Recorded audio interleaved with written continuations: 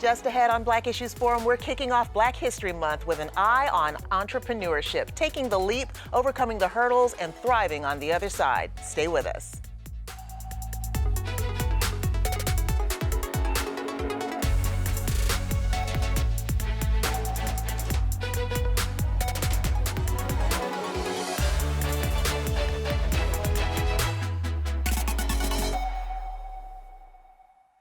Happy Black History Month, everyone. Welcome to Black Issues Forum. I'm Deborah Holt Noel. Since 1926, time has been set aside in February to celebrate Black history. How that happens is up to interpretation, and that is a beautiful thing. So today we're highlighting Black entrepreneurship with our panelists who each have a business of their own. We'll get into the uphill battle facing Black businesses, best practices for getting over, under, and through some of those hurdles, and in step with this year's Black History Month theme, health and wellness, managing your headspace as you grow your business. I want to welcome Tivi Jones, CEO and founder of Hey Awesome Girl, a business consulting enterprise building to a community of 10,000 female entrepreneurs and women-owned businesses. Greg Hedgepeth, President and CEO of Substantial Media, Professor Lamisha Whittington of Advanced Carolina, and mental health therapist and life coach Jason Phillips, aka the Confidence Expert. I am so excited to have all four of you here today to dig into entrepreneurship during this Black History Month. But first, I just want to ask each of you, sometimes the question continues to arise, why do we still celebrate Black History Month? Greg, let me open with you. Hey, Deborah, thanks for having me. Listen, and happy Black History Month to you all. I believe that Black History Month is so important because it is a recognition and acknowledgement of the legacies and the substantial contributions of Black people to our country, to the world. And it is a constant reminder, if you will, that while we celebrate in February, we advance society 365 days of every year. And for my daughters, right, I've got a 9-year-old and a 3-year-old. Black History Month is so important because it allows them in these moments, again, to look back on and to celebrate all that is of our culture. Hey, those are great reasons. And, you know, Tivi, how has it kind of manifested in your life, and why do you celebrate? That's a great question. So I'm from Rocky Mount, North Carolina. I grew up celebrating Black History Month. My dad infused that into us to just celebrate the richness of our culture, our uniqueness. And as someone who works in branding and communications, I know that uniqueness is key to positioning your business. It's been essential for me in differentiating myself in the market as a Black-owned business and bringing all my intersectionality to that. And I couldn't do that without the foundation of celebrating and honoring Black History Month as a child. I love that. LA, you know, some would say that, you know, setting aside time to focus on Black history keeps it boxed in, keeps it marginalized. But, you know, what are your thoughts on that and why you celebrate? Sure. So let's briefly take a step back in history. And so Black History Month began as Negro History Week that was created by the father of Black history, Carter G. Woodson. And so the creation, the impetus of this week was actually to ensure that Black history, right, the foundational inventions, the creations became a part of the public education system here in America. That was the impetus of the week. And then 40 years later, the students of Kent University, the Black students and Black teachers called for it to become a full month in February. And then guess what? President Ford then recognized it as a national holiday. Because of that, Black History Month not only took, of course, you know, wildfire here with Black history clubs being created, it also created months in the UK, Ireland, Canada, Germany that acknowledges our U.S. civil rights here, but also acknowledges the Black people of their own countries. And so why do we celebrate it? It's because it's who we are. And now, 52 years later, we have to ask ourselves, why do we need to keep pushing forward? Because we're still fighting for Black history to become a part of American mainstream history. And that's why I celebrate. It's my people, but I understand the legacy and the baton that's been passed. Thank you for bringing that history. That's incredible. Jason, let me get your thoughts on this. You know, why you celebrate and the value of Black History Month. Yes, thank you, Deb, for having me. And I want to add that representation matters. So we know we make up 14% of the U.S. population. However, when it comes to Black mental health and wellness, we only represent less than 4% of mental health professionals. And that number is even lower when it comes to primary care physicians. So when we take the time to highlight our Black practitioners, it gives us a chance to know that there are people who look like us, who are doing amazing things, and it gives us inspiration and hope that we can change those numbers in a positive direction. I mean, I have to concur with all of you, and I consider the fact that we have some conflict today about what we're teaching in our schools. And so there is not a need to stop doing this at all. There's even more need today than perhaps there was, a long time ago, many years ago. We've got to recognize the contributions of African Americans to this great nation and also to the entire world, to your point, LA. So thanks each of you for your responses on that. We're talking about the value of remembering and knowing Black contributions to America, and we know that it is Black businesses that have long undergirded Black people and communities and institutions to be able to make those contributions. It continues today, and the strength of Black businesses has ebbed and flowed pretty dramatically in the last few years. In 2018, before COVID hit, Black businesses we knew, according to census counts, Black people comprised approximately 14.2% of the U.S. population. But of the nation's 5.7 million employer businesses, Black businesses were just 2.2%. 58% of Black-owned businesses were at risk of financial distress. Enter COVID 2021. And in 2020, 41% of Black-owned U.S. businesses were forced to shut down. And since that time, there has been a resurgence with a 38% increase in Black businesses in the last year or so. But what I want to know is, we share all of these numbers, panel. I'm going to open with you, Greg. We share all of these numbers, but, what does it indicate? Are Black businesses in a good place if we look at that 38% growth? No, I'm gonna just go ahead on and say it. And the reason I say that is because, of the Great Resignation, right? We've coined this particular moment in time, the Great Resignation, folks leaving jobs to jump out there and make that leap. But I will share with you that of that 38%, I'd be interested to see what that statistic looks like next year, right? And the year after that, right? Because the fundamental piece here is that funding is so vital to the success of any business. And I think any of these panelists will agree with me that there is a lack of funding as it relates to Black businesses, right? Whether that be venture capital, whether that be access to capital through CDFIs, or if you will, any particular large scale or big brand bank. And so when I think about the numbers that you just rattled off, the statistics, while it sounds great, on paper and as numbers, I think there is still quite a bit of work that needs to be done in order for us to forge ahead and be truly able to say that we are sustaining, scaling, and growing Black business and Black entrepreneurship.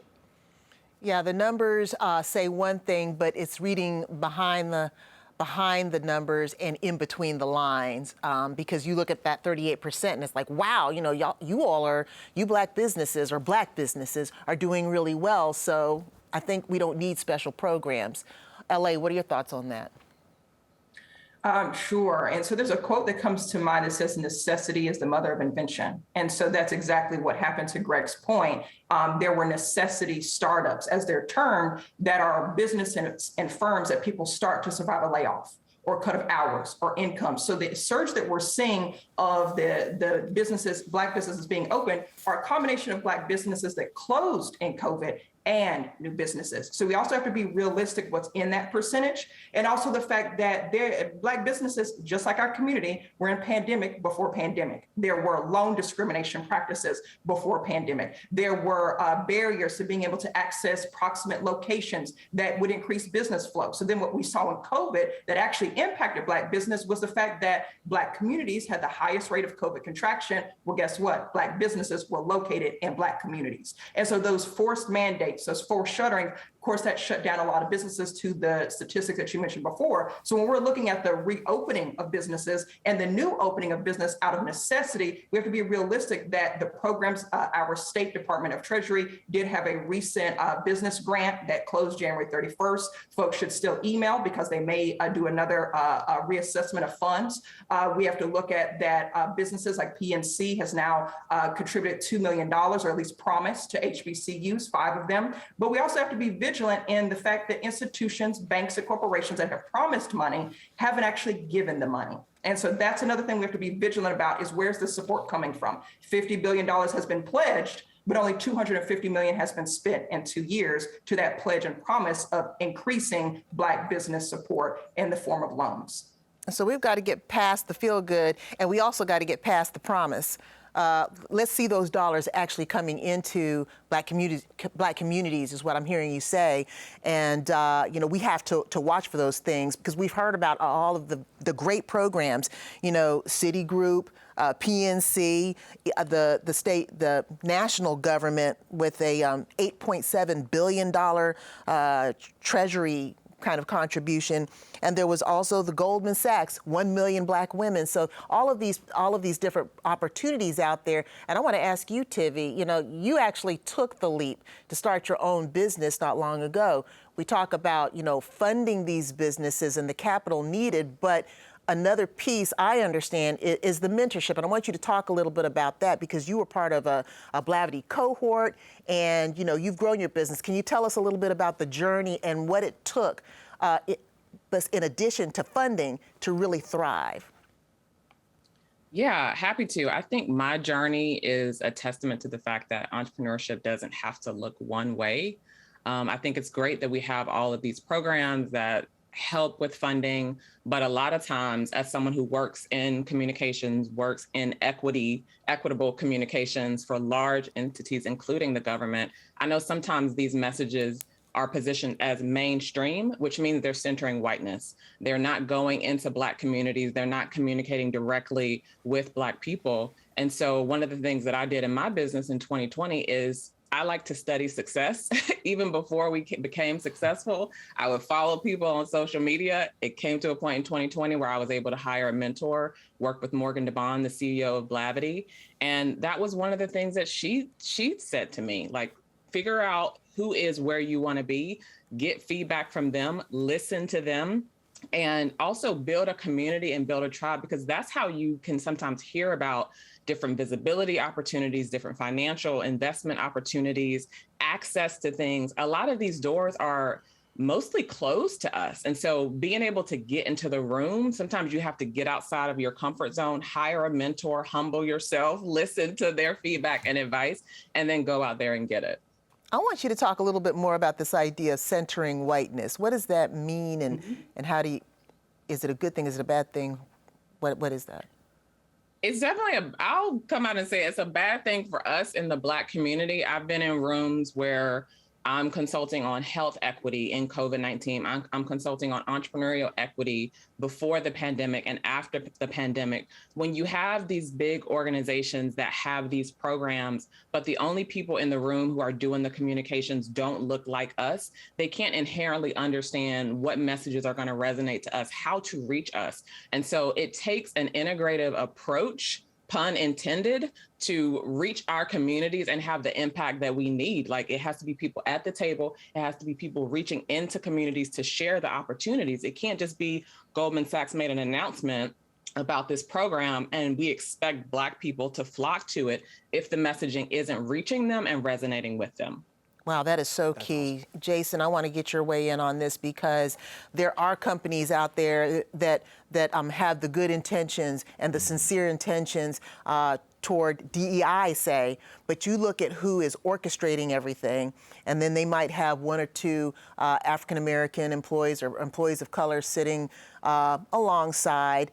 Is that centering whiteness? And, what do companies really need to be looking at? Because, of course, there's going to be the pushback about, well, just because you're Black, now we're discriminating against white employees and assuming that they don't have the capacity to understand and represent interests beyond their own. Yeah, great question and great point, too. I'll say that companies need to look further at their hiring practices, how they're promoting people, how are they making people feel safe in their work environments and cultures. Because what can happen is if there's not a lot of people who look like me at the table or in the break room or at these staff meetings, imposter syndrome can take over. Where now I'm thinking, am I really supposed to be here? Or did somebody pull some strings? So it can be tough when you're, whether you're working in corporate, private sectors, we can question ourselves and our abilities, but when we don't have safe spaces to talk about what we're questioning, then we'll go home and sit with those feelings, and then that'll sink in. How do you create safe spaces in a corporate environment? We need more clubs, more efforts, more strategic efforts to have people who look like us not only talk with us, but be a part of the table. Greg, let me get your thoughts on that. We're talking about creating space, safe spaces at companies, also the whole idea of representation. What have you encountered as, you've worn several hats, not only as a chief communications officer at NC State University for the Institute for Emerging Issues, but also as an educator at Shaw University, and now president and CEO of Substantial Media. Yeah, no, listen, I cannot look past the brilliant points that have already been made regarding imposter syndrome and the points that have been made regarding not being at that table and having that authentic voice there. So let me just pause and I want to applaud what has already been said, but I will share that it's real. Deborah, it is real when we start to think about entering into spaces, being in rooms, and we are the only one. Mm-hmm. And we have to answer to some degree for the culture, right? Or we are now looked at as the one that may make it. Right? And I say may make it because we are now, and it's cliche to say, but we now and will always have to work twice as hard to ensure that we should be there. And then also making sure that you're representing, because to me, that is almost a disservice to the diversity of the African American community. There's a range of thoughts. That's a heavy load. That's a heavy weight to bear, right? When you walk into spaces and you have to continuously have validation, you continuously have to look to the left and right of you to ensure that you're walking the walk, talking the talk, and that you are showing up unapologetically your authentic self. But then also, if you will, falling in line. And ensuring that you are creating a space, or if you will, an atmosphere by which more folks can have those same opportunities. Let me ask you something. I mean, you have your own business, and feel free to share what that what that venture is. But you've been entrepreneurial since college. And, can you share, best practices, as you are making sure that, you are a strong entity, and avoiding some of the landmines out there as a Black entrepreneur, or maybe even just as, an entrepreneur who's not African American, any entrepreneur? Sure. So, in honoring Black History Month, I have to honor my own people. And so my family, we have a long legacy, especially on my mother's side, of entrepreneurs. Back in the day, we owned clothing stores, juke joints, if y'all know what that is, right? And so these other Black-owned businesses that were unique to the community, that was about an activity, I'm gonna use your word, the village. If it was helping folks actually be employed, or the mutual aid of making sure folks were sheltered in place. We had a society of the necessity deep in the mountains, where it was literally out of the church carrying around a wagon to give elders food or medical care in the absence of medical physicians because of segregation. And then I grew up under my mother, who, as a divorced single mother of two, went back to college to then become the first Black person in the Southeast United States to operate an international Korean-owned wig business. And I grew up seeing that tenacity. We didn't always have a lot. Sometimes we struggled to put food on the table, but it was this combination of village that loved us. And my mom would always say, as long as you have family, you'll survive. And sometimes family isn't blood. Sometimes it's the village that you create. And we oftentimes say, and Greg, I really appreciate what you said, Jason, the same about the imposter syndrome. We always talk about a seat at the table, we need a bench at the table. When we're talking about policies, when we're talking about a room, we need to make seats. Because when you come in, it is the load of carrying a Black culture when we're not a monolith, but it's also the load of being siloed, of being isolated. And that on our mental health, you won't know what I'm going through unless you're sitting beside me. And I can't know what you're going through because we're facing it together. And so we have to dismantle this seat at a table as if it's a privilege. Honey, it's not a privilege when the pursuit of happiness is now the burden of the plight of our people on our backs in one room by ourselves. And then I come out and it hurts. So that's what I would say is business practices. And also, too, always having flow of income. You have to have a village that has your back, your 3, your 6, and your 9, but you always have to have multiple streams of income. My mom worked a 3rd shift paper route at the same time that she operated a business. It was always the hustle. So when my brother and I opened our music business, the Scale Academy, we were still working part-time jobs. Guess what? While going after school to teach children in over 10 different community centers and over 10 different counties, because we had to be our own loan. When a bank won't give you the loan, you have to be it. That speaks to the resilience. It speaks to the nature of the hustle and knowing that you have to, as you said, have those multiple streams. Tivi, talk a little bit more about the importance of diversifying your streams of income and perhaps even your funding, what you've experienced, how you can do that. Yeah, so I started my own business in 2010, and I primarily functioned as a freelance consultant for many, many years. And it wasn't until 2020 where I said, I actually want to have a company. I don't want to be an outsourced freelance resource for other businesses. And that was in an effort to scale my revenue, to diversify my income streams. I didn't want me as the business owner to be the sole provider or the sole thing that's bringing in revenue for my business. At this point, over the past 2 years, we've grown to a dozen employees.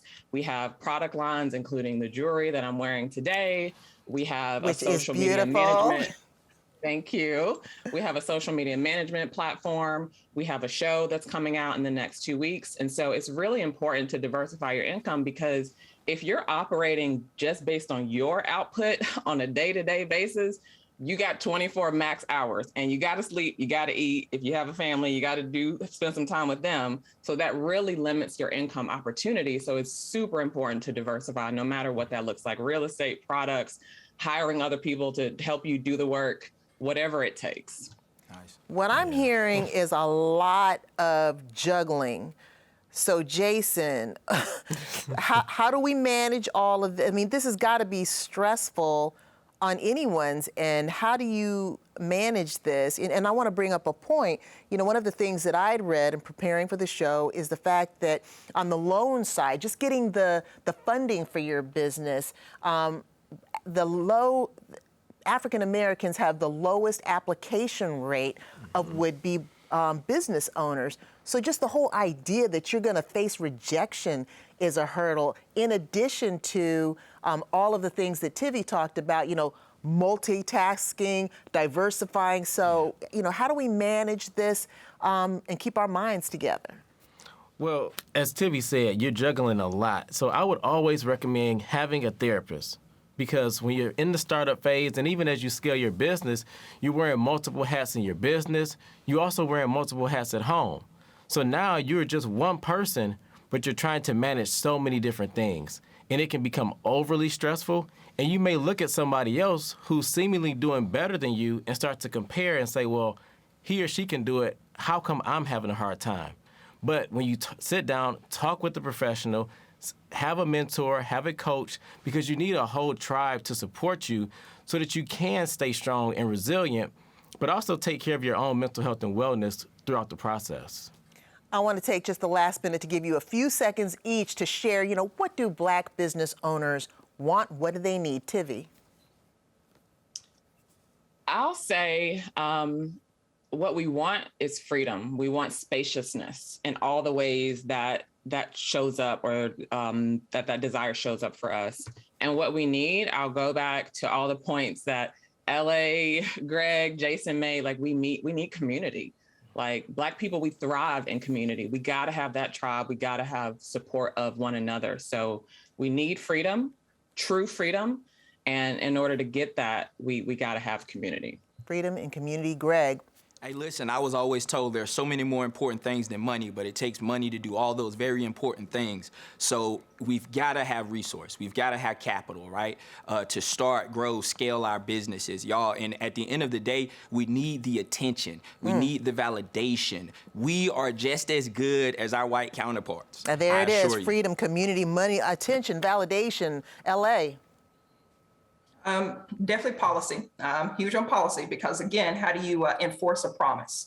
And it's not our business to run a business and have to enforce a bank to give us the loan. That's not in our jurisdiction and authority. So policy. We're not post-COVID, and I have to debunk that narrative. We have different variants coming out, and the impact of what did happen in COVID is going to resound for many years, right? Even when we are post-COVID. So policy that is in place to ensure the flow of resources is equitable and communication is accessible to communities in our language, right? Policy, and two, I'm just gonna have to plus one what everybody said.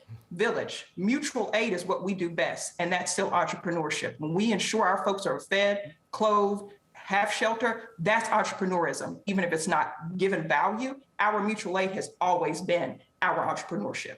L.A. Whittington, Jason Phillips, Tivi Jones, and Greg Hedgepeth, thank you so much.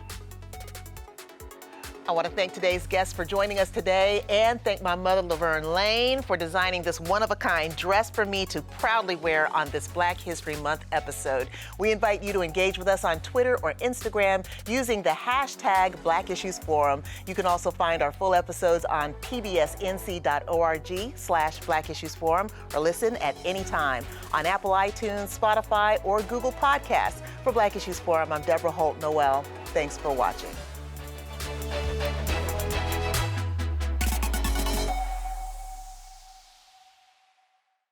Quality public television is made possible through the financial contributions of viewers like you, who invite you to join them in supporting PBS NC.